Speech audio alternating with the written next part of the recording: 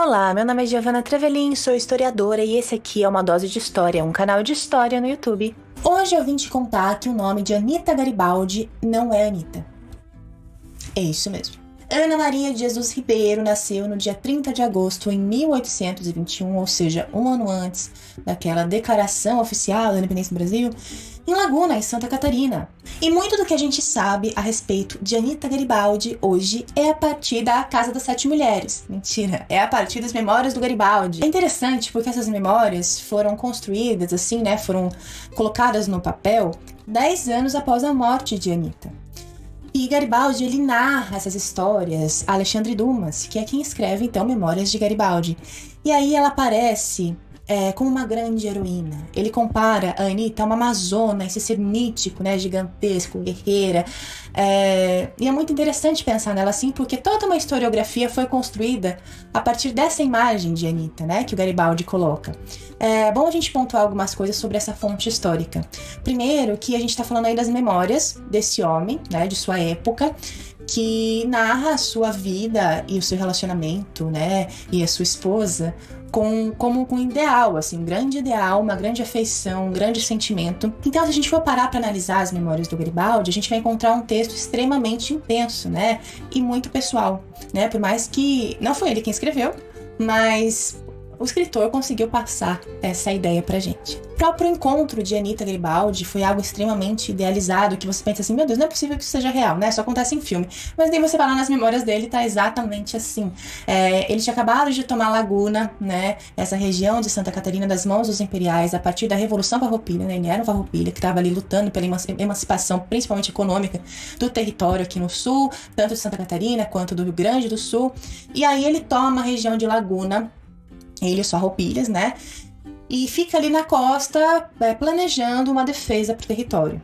E aí, então, quando ele pega um binóculo e olha pra costa, encontra uma mulher esplendorosa, toda, se apaixona por ela, vai até lá pra ver se encontra ela, não encontra, e nisso um moço passa e diz assim, venha tomar um cafezinho em casa, né? Vem aqui tomar um cafezinho. Garibaldi era conhecido, afinal, ele transformou, deixou o território autônomo, né? Transformou o território independente, que durou muito pouco, aliás.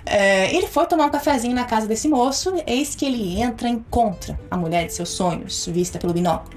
E ela é apresentada a ele como Aninha, né? Afinal, Ana Maria, Aninha. E aí que ela se torna Anita, não Garibaldi ainda, porque eles não começaram a se relacionar, nem casaram nesse momento. Afinal, ela era casada, isso é uma coisa que eu já vou contar. Aninha. E aí, Anita é o diminutivo de Ana em italiano, né?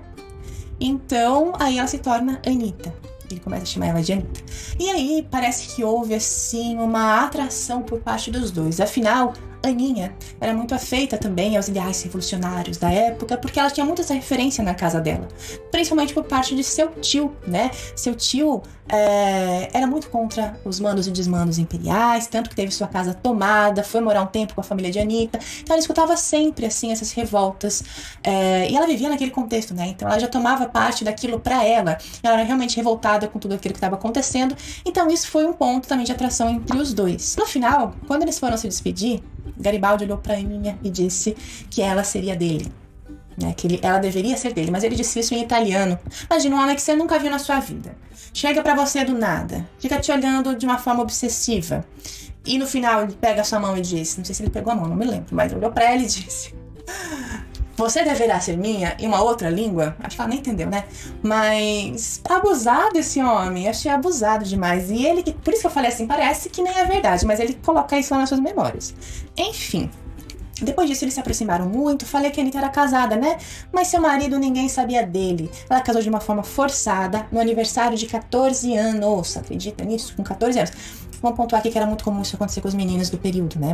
Ela casou com um sapateiro chamado Manuel Duarte, mas eles não viveram uma relação, foi um casamento obrigado, basicamente. O pai dela havia morrido, eles estavam passando assim, ela, os irmãos, vários irmãos e a mãe estavam passando por uma condição financeira muito drástica, e querendo ou não, esse rapaz daria uma ajuda, né, nessa questão, e também seria mais uma boca para alimentar em casa, né? Porque a Anita ia morar com ele. Mas ela coloca em suas cartas à irmã e ao tio que ela estava muito descontente com a situação. E uma curiosidade, né? Que ela mandava cartas, mas não era ela que escrevia, porque ela era, nesse momento, analfabeta, né? Ela passou grande parte da sua vida analfabeta. E então eram as amigas próximas, assim, que escreviam a carta pra ela, temos mais essa questão. Mas ela aprende a escrever e aprende outros idiomas, o francês e o italiano, quando ela mora com Garibaldi no Uruguai, um tempo depois. Mas é isso, a Anitta, quando conhece Garibaldi, está casada, mas é esse casamento que não existia, até porque ela sendo já muito próxima dos ideais revolucionários, o cara, ele era a favor do Império. Ele é tanto a favor do Império que se alistou para lutar com as tropas imperiais contra os farroupilhas e sumiu. Ninguém sabe onde ele estava, ninguém sabia onde ele estava. Então, foi dado como morto, basicamente, porque depois do Uruguai, Anitta e Garibaldi se casam oficialmente, desconsiderando totalmente esse casamento.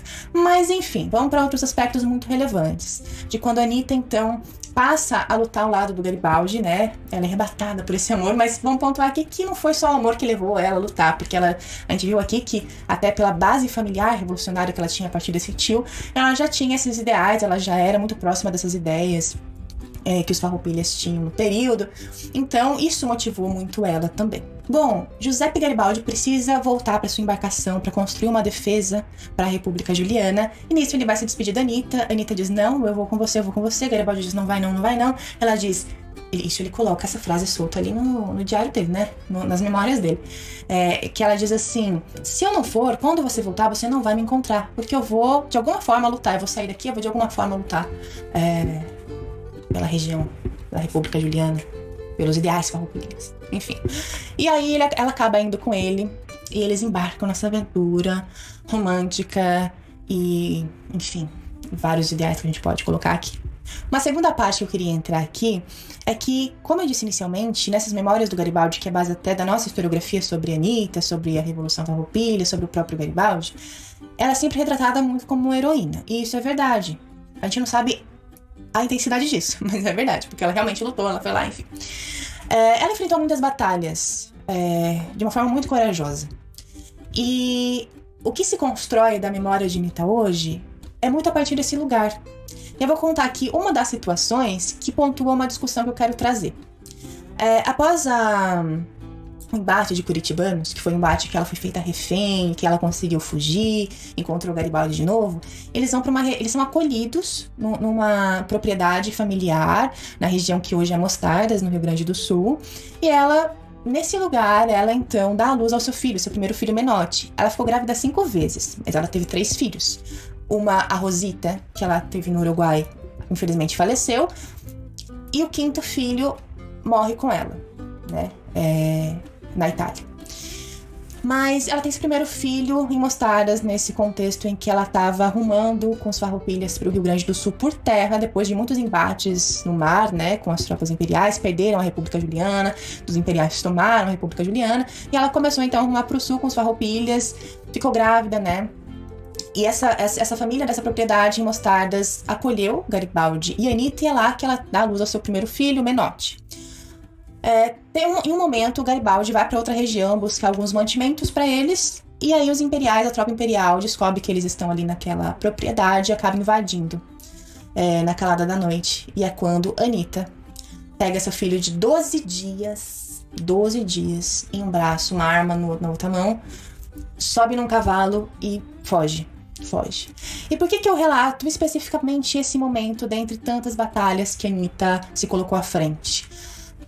Esse é um momento da vida dela que é muito lembrado a partir não só das narrativas, mas de uma estátua que está hoje em cima de um túmulo dela, lá em Roma, numa colina onde teve também um embate pela unificação italiana, que os dois participaram.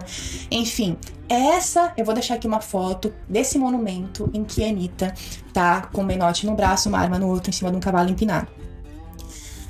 É muito interessante porque isso faz parte da memória que a gente tem de Anitta, né, dessa guerreira, mas também mãe. E eu vou contar outra situação aqui, que há um tempo atrás eu estava procurando um livro sobre a Anitta num site, e tinha um comentário de um homem dizendo assim: gostei muito desse livro, muito bom saber mais da história dessa heroína, que apesar de ter enfrentado vários embates, nunca deixou de ser mãe e esposa. E eu acho isso muito curioso mesmo, porque não é exatamente muito curioso, porque é comum que a história das mulheres traga isso de ela foi muito boa, ela foi realmente uma heroína, ela foi ótima pro período dela, mas porque ela foi mãe e também foi esposa. Ela tem um período no Uruguai com Garibaldi, antes do Garibaldi lá se meter com as tropas uruguaias, em que ela fica numa região, numa fazenda, cuidando da casa e dos filhos, né? Quando ela tem os outros filhos, ela já tá com o Menotti. Então esse momento é um momento muito atípico na vida dos dois, também da Anitta, porque ali ela performa então essa maternidade que era necessária no período, afinal ela tinha mais filhos. E ela também atuou como enfermeira nesse período também que o Garibaldi estava lutando com as tropas uruguaias, defendendo a região das tropas argentinas, enfim, uma outra questão. E ela também teve esse papel de cuidado enquanto enfermeira. E é curioso que essa memória que a gente tem dela é dessa heroína que também é mãe, né? E por isso que eu quis trazer a Anitta aqui também hoje, porque essa narrativa que se constrói da história dela, além de ser a partir da memória do homem, do Garibaldi, ela é colocada nesse lugar de um ideal de mulher, como a Amazona, por exemplo, mas também tem um monumento em homenagem à memória dela, que constrói a memória dela em cima do túmulo dela, e que é essa parte que ela está defendendo a nação com um bebê no colo, com seu filho no colo. E no final de sua vida, ela morre com um bebê na barriga, né? Também enfrentando diversas outras tropas e exércitos defendendo a nação, né? A República Romana. Então existe uma dualidade na história de Anitta por dois motivos. Primeiro, porque ela é muito abordada a partir do seu romance com Garibaldi, né? Desse lugar ideal, desse relacionamento ideal e histórico, e colocado assim como um exemplo. E também desse lugar de revolucionária e mãe, nesse sentido, né? E eu quis trazer um pouco dessa reflexão hoje. Eu poderia aqui falar um pouco da biografia de Anitta, mas eu vou deixar aqui referências embaixo, inclusive um podcast que eu gravei recentemente, que eu falo sobre os aspectos todos da vida dela, sobre os embates todos da vida dela, mas eu queria me demorar um pouquinho nessa discussão sobre as memórias que a gente guarda das mulheres e como a história das mulheres é construída, com alguns referenciais, né? Aqui nas memórias do Garibaldi a gente tem o referencial de Amazona e de muitas vezes soldado, porque quando ela chega para lutar com ele pela República Romana, ele diz a seguinte frase: agora nós temos mais um soldado, né? E tem essa dualidade. Também tem a questão dela ser a mãe, né, que cuida das suas crianças, que tem os filhos com Garibaldi, companheira de Garibaldi, e ela já foi retratada também por um general que lutou contra ela com o termo Amásia, que é basicamente algo como uma concubina. E nesse mesmo relato ele coloca Amásia e Amazona, né? Amazona, essa mulher que eu já falei, e Amásia seria essa mulher que é quase uma concubina ali, a companheira do Garibaldi, algo mais informal, que não era bem visto para as mulheres do período. Mas enfim, com essa história muito rápida de Anitta, Aninha, né, pra se lembrar da identidade dela antes do Garibaldi, eu trago essa reflexão a partir da história que a gente tem dela e também desse monumento que é referência na história de Anitta, afinal, se encontra em cima do túmulo dela.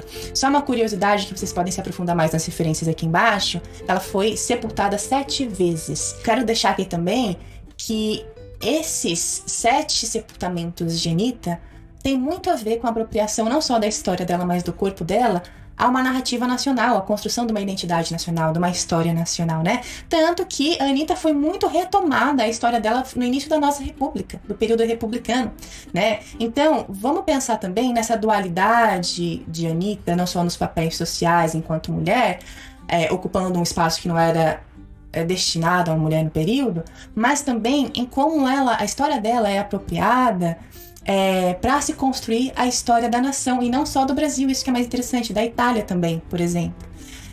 Bom, o objetivo do vídeo foi mais trazer reflexões e inquietações, né? Já vimos isso aqui, mas eu acho que essa é a ideia que eu quis propor hoje, pra gente olhar para essas histórias, principalmente para as histórias das mulheres, enxergar o que também tem por trás delas, tá bom? Combinado? Qualquer coisa, qualquer dúvida, qualquer comentário que vocês tenham a respeito de Anitta, Garibaldi ou essa história toda, essas reflexões, deixa aqui embaixo. Vamos interagir. Não se esqueça de compartilhar esse vídeo com as amizades, de dar o joinha aqui embaixo, de se inscrever no canal, porque isso me ajuda muito e me anima muito a continuar produzindo aqui esse conteúdo, né? Que a ideia é que seja um conteúdo mais reflexivo, que gere mais um pensamento, que saia um pouco dessa bolha de aceitar a história, mas questionar a história. Enfim, se vocês gostam desse tipo de conteúdo, me ajuda aqui se inscrevendo e indicando os meus vídeos para as amizades, tá bom? A gente se encontra na próxima. Um beijo!